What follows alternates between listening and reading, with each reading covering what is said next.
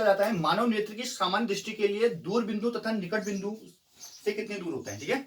तो दूर बिंदु कितना होगा और निकट बिंदु कितना होगा, ठीक है। तो हमको पता होना चाहिए कि हम जो है स्पष्ट दृष्टि की न्यूनतम दूरी क्या होती है, 25 सेंटीमीटर। 25 सेंटीमीटर जो होती है, इस दूरी पर रखोगे ना तुम, तो तुम किताब पढ़ते हो, ठीक है। तो तुमको कहां पर सबसे बढ़िया लगता है किताब पढ़ना, क्या ऐसे पढ़ने में अच्छा लगता है, ऐसे पढ़ लोगे, नहीं पढ़ोगे ना। तो जो 25 सेंटीमीटर की दूरी होती है वहां पर सबसे बढ़िया पढ़ने में लगेगा, वहां पर क्लियर दिखेगा आपको, ठीक है। तो जो सामान्य दृष्टि के लिए दूर बिंदु तो होगा अनंत, दूर बिंदु क्या होगा, क्यों होगा दूर बिंदु अनंत, तभी। अब तुम देखो यहां से तुमको देखना है स्कूल, तो तुमको दिखना चाहिए वो स्कूल, तभी तो तुम्हारे नेत्र स्वस्थ है। या तुमको कोई पहाड़ देखना है, यहाँ से सामने पहाड़ दिखना है तो तुमको दिखना चाहिए ना, तभी तो ये नहीं कि मतलब 25 सेंटीमीटर तक दिख रहा है उसके बाद दिख नहीं रहा है। अगर तुम वैसा होगा तो फिर क्या होगा, तुम ऐसे चल रहे हो जमीन दिखेगी तुमको, तुम कैसे झुक के देख रहे हो, अरे हाँ जमीन है, दिक्कत नहीं हो जाएगी। तो कहने का मतलब ये है कि जो सामान्य दृष्टि के लिए दूर बिंदु क्या होगा, अनंत होगा, कितना होगा, अनंत। और निकट बिंदु क्या होगा, इसे बोलते हैं स्पष्ट दृष्टि की न्यूनतम सीमा। स्पष्ट दिखने के लिए कम से कम कितना दूरी पर होना चाहिए वस्तु, 25 सेंटीमीटर होनी चाहिए, समझो ये पूछता है। तो सामान्य दृष्टि के लिए दूर बिंदु अनंत पर तथा निकट बिंदु नेत्र से 25 सेंटीमीटर की दूरी पर होना चाहिए। अगला है मानव नेत्र में परितालिका का क्या अर्थ है, यहाँ क्या कार्य है। परितालिका क्या होता है, गहरा पेशीय डायफ्राम है जो पुतली के आकार को नियंत्रित करता है, जो पुतली के आकार को नियंत्रित करेगा, कौन, परितालिका। अब पूछ रहे हैं सामान्य नेत्र के लिए स्पष्ट दृष्टि की न्यूनतम दूरी कितनी होती है, अभी बताया 25 सेंटीमीटर। स्वस्थ नेत्र का दूर बिंदु कहां होना चाहिए, अनंत होना चाहिए। दृष्टि विस्तार क्या है, नेत्र के निकट बिंदु तथा दूर बिंदु के बीच की दूरी को दृष्टि विस्तार बोलते हैं। निकट और दूर के बीच की दूरी को दृष्टि विस्तार, कि तुम्हारी दृष्टि कहां से कहां तक है देख पा रही है, ठीक है। सामान्य आंख के लिए दृष्टि विस्तार का मान कितना होगा, ऑब्वियस बात है इन दोनों के बीच में होना चाहिए, 25 सेंटीमीटर से अनंत तक बोल सकते हो आप। दूर दृष्टि दोष के निर्माण के लिए किस लेंस का प्रयोग करेंगे, अब समझना है यहाँ पर। एक होता है दूर, एक होता है निकट दृष्टि दोष, ठीक है। अब समझना, दूर में देखो कम शब्द है, निकट में अधिक शब्द है। जिसमें कम शब्द होते हैं देखो दो लेंस होते हैं, एक उत्तल होता है, अवतल होता है। तो दूर में कम है, तो उत्तल और अवतल में कम किसमें है, उत्तल में है। तो दूर के लिए क्या करेंगे, और निकट में अवतल का करेंगे, क्यों क्यों करेंगे, तो निकट में ज्यादा शब्द है तो अवतल में भी ज्यादा शब्द है, दूर में कम शब्द है उत्तल में भी कम शब्द है, ऐसे समझ लेना, ठीक है। तो दूर दृष्टि के निवारण के लिए उत्तल लेंस का प्रयोग करेंगे, दूर के लिए क्या करेंगे, उत्तल। क्यों करेंगे, दूर में कम शब्द है तो उत्तल में भी कम है, निकट में अधिक शब्द है अवतल में भी क्या है, ऐसे करके मतलब ध्यान रख सकते हो। अब वही निकट दृष्टि के निवारण के लिए अवतल लेंस का, निकट के लिए अवतल, याद रहेगा। एक व्यक्ति के चश्मे में अवतल लेंस लगा है, बताइए कि व्यक्ति की आंख में कौन सा दोष है, अवतल निकट बोल दो। अगर उत्तल लगाए तो दूर ले रहे। एक व्यक्ति की दृष्टि क्षमता 25 सेंटीमीटर से अनंत तक बढ़ाने के लिए किस प्रकार के लेंस की आवश्यकता होगी, कहने वाले ये 25 सेंटीमीटर तक देख पा रहे हैं, उसको अनंत तक पहुंचाना है तुमने, समझ लो। तो कहां से पहुंचाना है, 25 सेंटीमीटर से अनंत तक पहुंचाना है, कौन सा वाला करेगा वो, देखो ये दोष को समझते हैं। पहले निकट दृष्टि दोष, इसमें क्या होता है, निकट की वस्तुएं साफ दिखती हैं परंतु दूर की वस्तुएं साफ नहीं दिखती, ऐसा होता नहीं होता है। तो इसका मतलब इसको 25 दिख रहा है, 25 सेंटीमीटर से कहां करना है, अनंत तक ले जाओ बोल रहे हैं वो दृष्टि। तो 25 सेंटीमीटर तक दिख रहा है, अनंत तक नहीं दिख रहा है। 25 से अनंत के लिए ये इसका मतलब निकट साफ दिख रहा है, दूर नहीं दिख रहा। तो निकट जब साफ दिखता है, जहां साफ दिखता है वो दोष होता है। निकट साफ दिख रहा है ना, इसका मतलब निकट दृष्टि दोष। निकट के लिए कौन सा करते हैं, अवतल। इसके लिए कौन सा लेंस लगा देंगे, इसको अवतल लेंस लगा दो, लो जिंदगी में मजे बोलो इससे, 25 से अनंत तक देख लो। एक व्यक्ति को पुस्तक पढ़ने के लिए पुस्तक को आंख से 35 सेंटीमीटर दूर रखना पड़ रहा है, 25 की जगह 35 रखना पड़ रहा है। उसकी दृष्टि में कौन सा दोष है, इसका निवारण करने के लिए उसे क्या करना होगा। देखो निकट बिंदु उसका 35 में पहुंच गया है, 25 से कहां पहुंच गया है, तो इसका मतलब उसको क्या हो गया है, दूर दृष्टि। क्या लेंस लगाओगे, हैं, हाँ उत्तल लेंस लगाना पड़ेगा उसको, क्लियर है। अब है घड़ी साज पुर्जों को देखने के लिए कौन सा यंत्र होगा, तो घड़ी के जो पुर्जे होते हैं ना, छोटे छोटे पुर्जे होते हैं, तो उनको देखने के लिए जो अवतल होता है ना, वो क्या होता है, बड़ा करता है प्रतिबिंब, बड़ा प्रतिबिंब बनाता है याद रखना। तो अवतल यूज करोगे, जहां पर तुमको इमेज बड़ी बनानी है ना, तो हाँ, तो ये घड़ी साज में क्या कौन सा करोगे, अवतल। हाँ। और अगर बोलेगा कौन सा यंत्र प्रयोग करोगे, तो यंत्र में आप बोल सकते हो सूक्ष्मदर्शी। यंत्र बोलेगा तो क्या बोलोगे, सूक्ष्मदर्शी। सूक्ष्मदर्शी भी वही कार्य करेगा, ठीक है। अब बोला प्रिज्म से निर्गत प्रकाश के किस रंग की किरण विचलन कोण सबसे कम होगा, तो विचलन कोण सबसे कम उसका होता है जो सबसे ज्यादा दिखेगा, लाल ना, सबसे ज्यादा मतलब विचलन कोण कम होना मतलब ज्यादा फैलेगा नहीं, जो कम फैलेगा वो ज्यादा दिखेगा। अब सोचो कुछ चीजें मतलब फैली फैली है तो वो अपने को हल्की दिखती है, और एक जगह इकट्ठा होकर बहुत सारा तो वो डार्क हो जाएगा वहां पर, समझ लो, तो वही होता है लाल के संग ऐसा ही केस है। जैसे रंग है, एक रंग है तुम्हारे पास है ना, उसको तुमने ना दीवार में, पूरी दीवार में लगा दिया, और वही उसी रंग को मैंने बोला कि इतने एरिया में लगाओ, लगाते जाओ, तो यार डार्क नहीं हो जाएगा, तो वही चीज होता है लाल के संग में, समझ लो, क्योंकि उसका विचलन कोण कम होता है, कम बिखरता है वो, है ना। किस परिघटना के कारण तारे टिमटिमाते हुए प्रतीत होते हैं, प्रकाश का अपवर्तन, लिख लो इसको, प्रकाश के अपवर्तन के कारण तारे टिमटिमाते हुए प्रतीत होते हैं, पेपर में पूछा जाता है। प्रकाश के अपवर्तन के कारण तारे टिमटिमाते हुए प्रतीत होते हैं।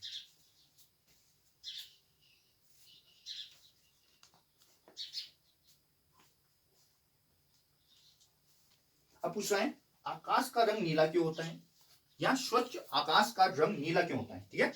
तो क्यों होता है, इसलिए होता है कि नीले रंग के प्रकाश का अधिक प्रकीर्णन होने के कारण आकाश का रंग नीला होता है, देख लेना, नीले रंग के प्रकाश का अधिक प्रकीर्णन होने के कारण आकाश का रंग नीला होता है। नीले रंग के प्रकाश का अधिक प्रकीर्णन होने के कारण आकाश का रंग कैसा होता है, नीला।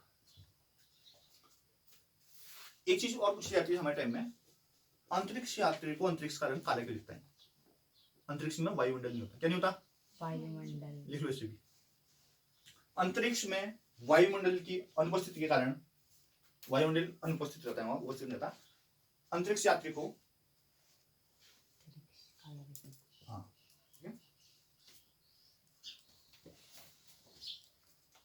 वहां पर जो दिखेगा ऊपर तो उसको काला दिखेगा, ठीक है। दिन के समय भी काला दिखता है, तुम ये सुना रात को दिखेगा, दिन में भी काला दिखेगा, ठीक है, क्योंकि एटमॉस्फेयर नहीं है, वातावरण नहीं है। वर्ण विक्षेपण की घटना का कारण स्पष्ट कीजिए, क्या होता है वर्ण विक्षेपण, जब श्वेत प्रकाश की किरण प्रिज्म पड़ती हैं तो स्पेक्ट्रम बनता है, 7 रंगों में विभक्त हो जाता है, ठीक है। तो इसका कारण है प्रत्येक रंग के लिए प्रिज्म के पदार्थ का अपवर्तनांक भिन्न भिन्न होना, तो कहने का रंग के हिसाब से अपवर्तनांक होता है, ठीक है, रंग के हिसाब से क्या होता है, अपवर्तनांक होता है, तो अलग अलग होता है हर कलर का, इस वजह से होता है ऐसा। अब पूछ रहे हैं श्वेत प्रकाश जब प्रिज्म से गुजरता है तो निर्गत प्रकाश में प्रिज्म के आधार पर दूरस्थ प्रकाश का रंग क्या होगा, कहने का मतलब ये देखो, जब श्वेत प्रकाश ना सफेद प्रकाश है और वो प्रिज्म से गुजरेगा तो जो प्रकाश की किरण निकलेगी, निर्गत प्रकाश की किरण प्रिज्म के आधार से दूरस्थ प्रकाश का रंग कैसा होगा, तो हमेशा लाल रहेगा। क्यों रहेगा लाल, क्योंकि उसका विचलन कम, कौन क्या होगा, कम होगा। अभी देखो आया था जो क्वेश्चन आ गया है, अंतरिक्ष यात्री को आकाश का रंग कैसा दिखाई देगा, कैसा दिखेगा, प्रिज्म से प्राप्त स्पेक्ट्रम में किस रंग की तरंगदैर्घ्य अधिक होगी, तो तरंगदैर्घ्य उसकी अधिक होगी, लाल की होगी, और तरंगदैर्घ्य न्यूनतम बैंगनी की होगी, ठीक है। प्रिज्म से प्राप्त स्पेक्ट्रम में कौन सा रंग प्रिज्म के आधार की ओर प्राप्त होगा, ये भी बैंगनी होता है, ठीक है। अब बोल रहे हैं इसमें सवाल आए हैं, न्यूमेरिकल्स भी बता दूं,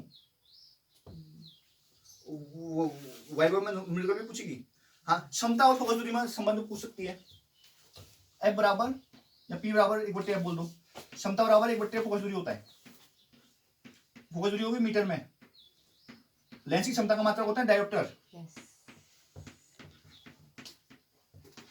ठीक है। और बोलेगी अगर तुमसे फॉर्मूले पूछ लिया उसने, मैडम ने, जैसे कि दर्पण सूत्र पूछा,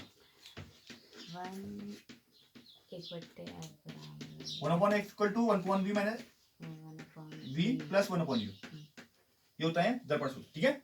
F क्या होता है, फोकस दूरी, V क्या होता है, प्रतिबिंब की मतलब दूरी, और U बिंब की दूरी, वस्तु की दूरी, है ना। और यहीं पर अगर आप दर्पण की जगह आते हो लेंस पे, तो लेंस में यहाँ पर माइनस हो जाता है बीच में, ठीक है। लेंस पर आवर्धन होता है दर्पण के लिए M बराबर H upon H minus V/U, और जब आता है किसी बारी लेंस की बारी आती है तो ये माइनस हट जाता है, ठीक है, आवर्धन।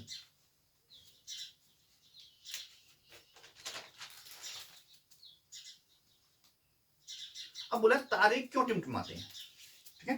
तो अभी देखा हमने क्या होता है प्रकाश का अपवर्तन। तो समझना, तारों से हमारे आंख तक पहुंचने वाला प्रकाश वायुमंडल से होकर गुजरता है, ठीक है। तारे से हमारे आंख तक पहुंचने वाला प्रकाश किससे होकर गुजरेगा, वायुमंडल से, एटमॉस्फेयर से होते हुए गुजरेगा। वायुमंडल की विभिन्न परतों का घनत्व तथा इसी कारण उनका अपवर्तनांक समय के साथ साथ अनियमित रूप से बदलता रहता है, ठीक है। तो वायुमंडल की बहुत सारी परतें होंगी, ठीक है, और उनका घनत्व भी होगा, और इसी कारण क्या होगा, अपवर्तनांक समय के साथ साथ अनियमित रूप से बदल जाएगा। इस अपवर्तनांक परिवर्तन के कारण तारे से आने वाले किरणें लगातार अपना मार्ग क्या होगी, बदलेगी। इसलिए तारे के कारण हमारे आंख तक पहुंचने वाला प्रकाश की मात्रा प्रति क्षण क्या होगी, बदलती रहेगी, प्रकाश की मात्रा चेंज होती रहेगी। जब हमारी आंख में अधिक प्रकाश पहुंचता है तो तारा चमकीला दिखाई देता है, इसके विपरीत जब कम प्रकाश पहुंचेगा तो वो कैसा दिखेगा, धुंधला दिखेगा। इस कारण क्या बोलेंगे, तारे हमें कैसे दिखते हैं, टिमटिमाते हुए। अगला पूछा जाता है ग्रह क्यों नहीं टिमटिमाते। तो ग्रह तारों की तुलना में क्या है, पृथ्वी के निकट है, और तो एक ग्रह किसी तारे की तुलना में बड़ा दिखाई देगा। पहले जो पास होगा वो बड़ा दिखता है, होता नहीं होता। वायुमंडल की विभिन्न परतों के अपवर्तनांक में परिवर्तन के कारण किसी ग्रह के विभिन्न बिंदुओं से किसी प्रेक्षक की आंख तक पहुंचने वाला प्रकाश की मात्रा में होने वाला परिवर्तन आंख तक पहुंचने वाले कुल प्रकाश की तुलना में नगण्य है। तो समझना, वायुमंडल की बहुत सारी परतें हैं और उनमें उनका कोई ना कोई अपवर्तनांक भी होगा, उसमें परिवर्तन होगा। किसी ग्रह के विभिन्न बिंदुओं से जो हमारे आंख तक क्या पहुंचेगा, प्रकाश पहुंचेगा, उसमें जो परिवर्तन हो रहा है वो हमारे आंख तक पहुंचने वाले कुल प्रकाश की तुलना में बोल रहे हैं बहुत ही कम होगा, नगण्य होगा। प्रकाश आंख तक सतत रूप से पहुंचते रहेगा बोल रहा है, उसमें ऐसा नहीं होगा कि कभी पहुंचना है, कभी कम पहुंचना है, कभी ज्यादा होगा, ऐसा नहीं होगा, इक्वली मतलब आएगा प्रकाश। तो इससे क्या होगा, जब प्रकाश बार बार आ रहा है तो हमको चमक वो नहीं दिखेगा ना, चमकीला वो नहीं दिखेगा। वो तो तब हो रहे हैं जब आ रहे हैं फिर कम हो जा रहे हैं, फिर आ रहे हैं प्रकाश फिर कम हो जा रहे हैं, तभी तो चमक रहा था। अब बोला है खतरे के संकेत का प्रकाश लाल रंग का क्यों होता है। जैसे तुम देखते होंगे लाल झंडियां होती हैं, तो लाल रंग के प्रकाश का प्रकीर्णन सबसे कम होता है। प्रकीर्णन सबसे कम मतलब सबसे कम बिखरेगा वो, अतः उसे दूर तक देखा जा सकता है, इसलिए खतरे के सिग्नल का प्रकाश क्या होता है, लाल रंग। देखो तुम वहां पर वो चौराहा होता है ना, उसमें भी लाइट देखते हो आप, रेड लाइट होती है, रुको बोलते हैं, रेड लाइट बोलती है ना रुक जाओ। जब रेड लाइट होती है तो सारी गाड़ियां रुक जाती हैं, तब कौन जाता है, वो वाली दूसरी साइड की रोड जाती है। यहाँ अगर लोगों को जाना है तो पैदल यात्री को क्रॉस करना है रोड, वो कर सकते हैं। बोलता है किसी अंतरिक्ष यात्री को आकाश नीले की अपेक्षा काले क्यों प्रतीत होता है। तो बोल देंगे वायुमंडल में प्रकीर्णन के कारण फैले हुए नीले प्रकाश के कारण पृथ्वी तल पर स्थित किसी प्रेक्षक को आकाश का रंग नीला दिखाई देगा। जब कोई अंतरिक्ष यात्री पृथ्वी के वायुमंडल से बाहर निकलता है तो उसे आकाश का रंग काला दिखाई देता है, क्योंकि निर्वात में सूर्य के प्रकाश का प्रकीर्णन नहीं होता है। निर्वात मतलब जहां वायुमंडल नहीं है, ठीक है।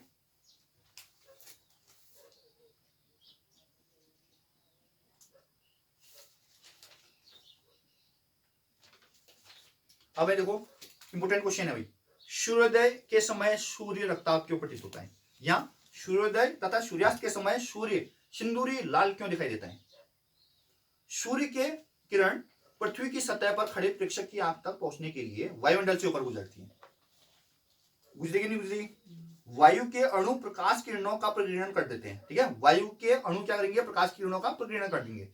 छोटी तरंग दैर्घ्य की प्रकाश किरणें जैसी बैगनी होगी, नीली होगी, का प्रकीर्णन अपेक्षाकृत अधिक होगा। प्रातः काल तथा सायंकाल जब सूर्य क्षितिज के समीप होता है, देखो क्षितिज मतलब हमारे पास में होता है, तो ये दूर होगा। जब ये जब सूर्यास्त है या सूर्योदय या सूर्यास्त है तो हमारे पास में होता है, ठीक है सूर्य। तो क्या बोलेंगे हम, प्रकाश किरणों को वायुमंडल में अपेक्षाकृत अधिक दूरी तय करनी पड़ेगी, तब क्या करना पड़ेगा, अधिक दूरी करनी पड़ेगी तब, जिस कारण अधिकांश नीला प्रकाश तथा अन्य छोटी तरंगों का प्रकाश प्रकीर्णित हो जाएगा। छोटी तरंग दैर्घ्य का प्रकाश क्या होगा, प्रकीर्णित हो जाएगा, आंख तक नहीं पहुंच पाएगा। जो प्रकाश आंख तक पहुंचता है उसमें लाल रंग के प्रकाश की मात्रा अधिक होती है, इस कारण सूर्य का रंग कैसा दिखेगा, लाल। समझ नहीं आया। बाकी ओम का नियम पूछ सकती है मैडम, क्या होता है, V बराबर IR।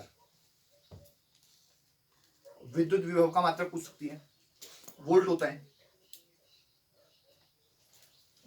प्रतिरोध का मात्रक पूछ सकती है, ओम होता है, ठीक है।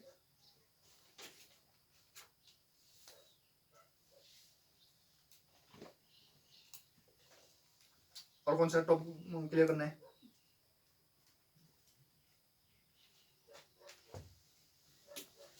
अब देखो साबुन तथा संश्लिष्ट अपमार्जक में अंतर समझना। साबुन क्या होते हैं? साबुन लंबी श्रृंखला वाले कार्बोक्सिलिक अम्लों के सोडियम लवण होते हैं। साबुन क्या होते हैं? लंबी श्रृंखला वाले कार्बोक्सिलिक अम्लों के सोडियम लवण।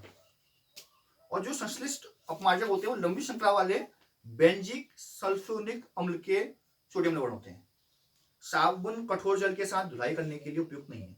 कठोर जल बोले तो जो पानी गंदा है। और अपमार्जक क्या करेंगे? संश्लिष्ट अपमार्जक कठोर जल के साथ भी धुलाई कर सकते हैं, तो गंदे जल में भी काम कर देंगे। सभी साबुन जैव निम्नीकरण होते हैं तथा जल प्रदूषण उत्पन्न नहीं करेंगे। साबुन जल प्रदूषण नहीं करते, पर अपमार्जक क्या करेंगे? जल प्रदूषण करेंगे। साबुन वनस्पति तेलों या जंतु वसा से बनाए जाते हैं, जबकि अपमार्जक क्या करेंगे? कोयले तथा पेट्रोलियम से प्राप्त हाइड्रोकार्बन से बनाए जाएंगे। साबुन की शोध क्षमता अपेक्षाकृत कम होती है और अपमार्जक की शोधन क्षमता क्या होगी? अधिक होगी।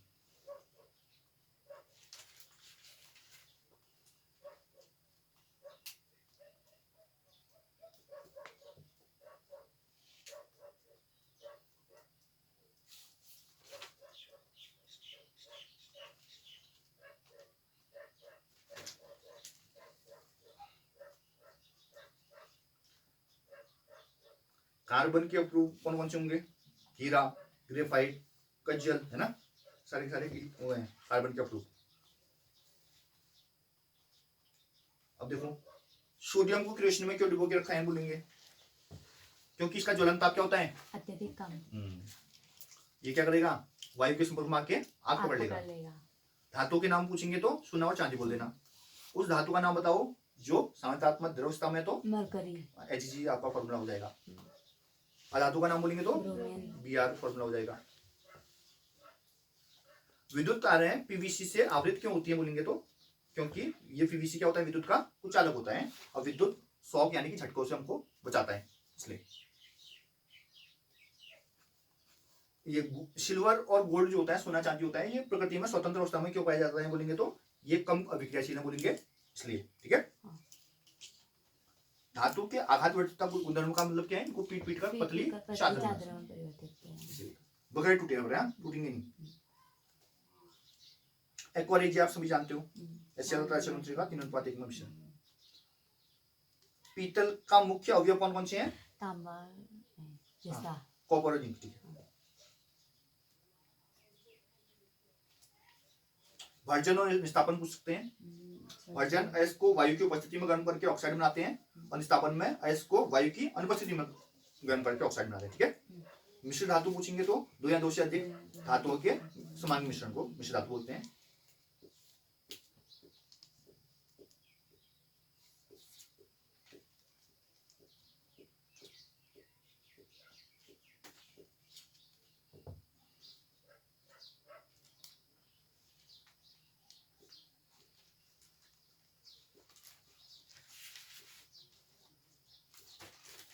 बाकी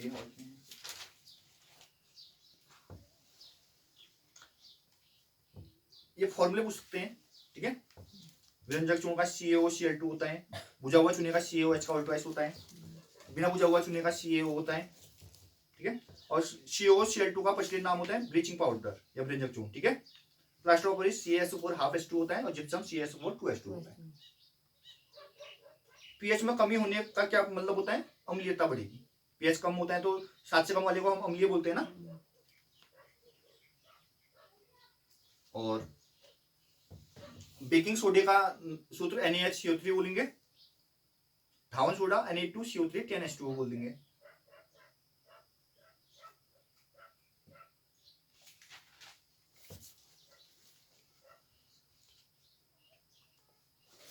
पूछेगा जिप्सम को 373 केल्विन पर गर्म करने पर क्या बनेगा? प्लास्टर ऑफ पेरिस बनेगा।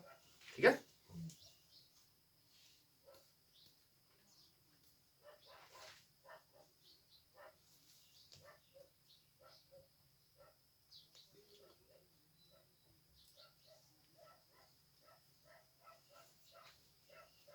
तो बोलेगा लोहे को थोड़े से कार्बन के साथ मिश्रित करने के उपरांत प्राप्त पदार्थ का उपयोग अधिक क्यों होता है? तो लोहे में थोड़ा सा कार्बन मिलाने से वो कठोर हो जाता है, शक्तिशाली हो जाता है। तो उसका उपयोग कहाँ कर सकते हो आप? भवन बनाने में, जहाज बनाने में तथा यातायात के साधन में।